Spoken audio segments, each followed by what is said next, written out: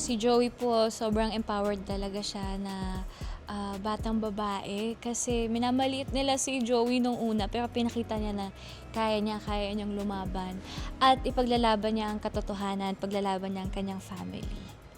Siguro natuto na rin kasi ako na ayoko nang matakot to take risks sa career ko kasi it's part of growing up and it's part of inspiring other people, 'di ba?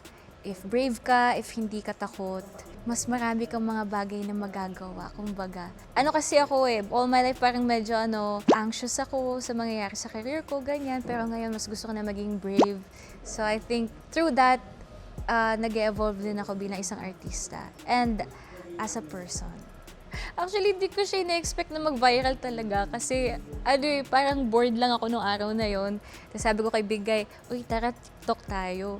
Pero ayoko kasi i-reveal pa muna kung sino siya. So sabi ko, dyan ka lang sa likod ko. Actually, dapat kasi yung TikTok na yon, di ba? Parang i-reveal mo sa dulo. Sabi ko, wag na nga muna. Isasarili ko muna kung sino si Big Guy. Para naman, uy, magte-21 na ako guys ha. Hayaan nyo naman ako kiligin. Pero sa akin na muna yon. I-share ko soon. Pero ayun.